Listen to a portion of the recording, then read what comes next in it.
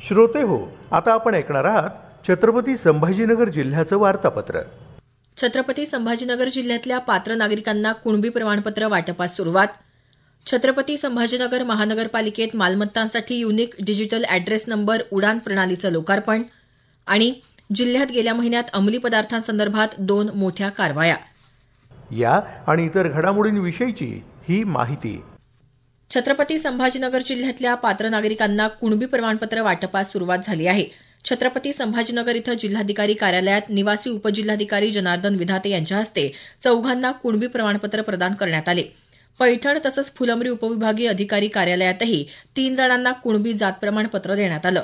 1951च्या खासरा पाहणी पत्रकात नमूद असलेल्या मराठा कुणबी जातीच्या नोंदी आधारे ही प्रमाणपत्र देण्यात येत असल्याचं जिल्हा प्रशासनाकडून सांगण्यात आलं। जून ते सप्टेंबर या कालावधीत पावसात झालेली घट, पाणी पातळीतली कमतरता यासह विविध घटकांचा विचार करून राज्य शासनानं 40 तालुक्यांमध्ये दुष्काळ जाहीर केला आहे। यामध्ये छत्रपती संभाजीनगर जिल्ह्यातल्या छत्रपती संभाजीनगर आणि सोयगाव या तालुक्यांचा समावेश करण्यात आला आहे। राज्यातल्या प्रमोद महाजन कौशल्य विकास केंद्रांचं उद्घाटन पंतप्रधान नरेंद्र मोदी यांच्या हस्ते दूरदृश्य प्रणालीच्या माध्यमातून झालं। या केंद्रांमध्ये छत्रपती संभाजीनगर जिल्ह्यातल्या 17 केंद्रांचा समावेश आहे। फुलंब्री तालुक्यातल्या वडोद बाजार इथल्या केंद्राच्या उद्घाटन प्रसंगी आमदार हरिभाऊ बागडे उपस्थित होते। छत्रपती संभाजीनगर महानगरपालिकेनं शहरातल्या सर्व मालमत्तांसाठी युनिक डिजिटल ॲड्रेस नंबर उडान प्रणालीचं लोकार्पण केलं। उडान अंतर्गत शहरातल्या 3 लाख मालमत्तांवर डिजिटल डोअर नंबर प्लेट लावली जाईल। यावरचा QR कोड स्कॅन करून नागरिकांना मालमत्ता कर भरता येणार आहे। त्यासोबतच घंटागाडी, रुग्णवाहिका, अग्निशमन दल आणि इतर आपत्कालीन सेवा घरोघरी मिळण्यासाठी देखील उडान उपयुक्त ठरणार आहे। मेरी माटी मेरा देश अभियानांतर्गत छत्रपती संभाजीनगर महानगरपालिकेतर्फे अमृत कलश यात्रा काढण्यात आली होती। या यात्रेत शालेय विद्यार्थी मोठ्या संख्येनं सहभागी झाले होते। त्यांची प्रभात फेरी काढण्यात आली। नागरिकांनी यावेळी कलशात माती संकलित केली। ही माती दिल्ली इथं अमृत वाटिकेसाठी पाठवण्यात आली।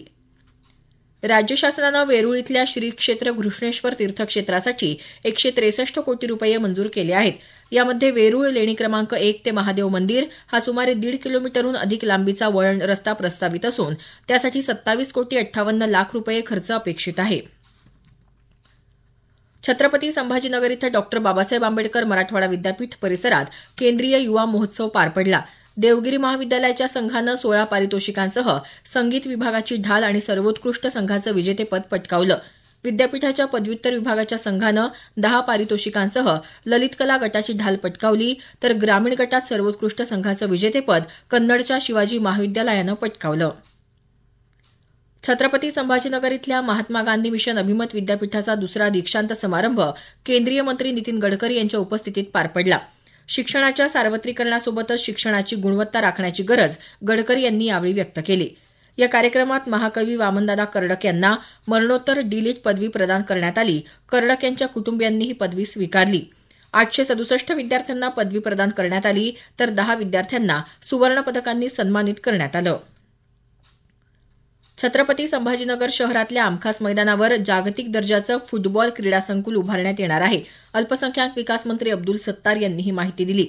विधिमंडळाच्या येत्या हिवाळी अधिवेशनात हा प्रस्ताव आणून त्यासाठी निधी उपलब्ध करून दिला जाईल, असं सत्तार यांनी सांगितलं।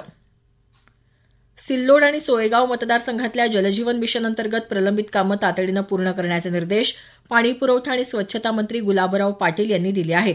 सिल्लोडमध्ये 117 आणि सोयगावमध्ये 48 योजनांचं काम प्रगतीपथावर असल्याचं त्यांनी सांगितलं। फरदापूर आणि अजिंठा पाणीपुरवठा योजनांचं पुनरुज्जीवीकरण करून लवकरच त्यांचं लोकार्पण करण्यात येणार असल्याचं पाटील यांनी सांगितलं। छत्रपती संभाजीनगर जिल्ह्यात गेल्या महिन्यात अंमली पदार्थांसंदर्भात 2 मोठ्या कारवाया करण्यात आल्या। छत्रपती संभाजीनगर इथं एका कारखान्यावर छापा मारून सुमारे 44 किलो अंमली पदार्थ जप्त करण्यात आलं। बाजारभावानुसार त्याची किंमत 250 कोटी रुपयांपेक्षा अधिक असल्याचं याबाबत जारी केलेल्या पत्रकात म्हटलं आहे। या प्रकरणी दोघांना अटक करण्यात आली। तर अन्य एका कारवाईत पैठण औद्योगिक वसाहतीतल्या एपेक्स मेडिकेम या कंपनीच्या 2 गोदामांमधून 160 कोटी रुपयांच्या 107 लिटर अंमली पदार्थांचा साठा जप्त करण्यात आला। महसूल गुप्तचर संचालनालयानं ही कारवाई केली असून सदर कंपनीचा संचालक सौरभ गोंधळेकर आणि गोदाम व्यवस्थापक शेखर पगार यांना अटक करण्यात आली। छत्रपती संभाजीनगर जिल्ह्याचं वार्तापत्र आताच आपण ऐकलं। जिल्हा वार्तापत्राचा हा कार्यक्रम आकाशवाणी औरंगाबाद केंद्राच्या प्रादेशिक वृत्त विभागानं सादर केला।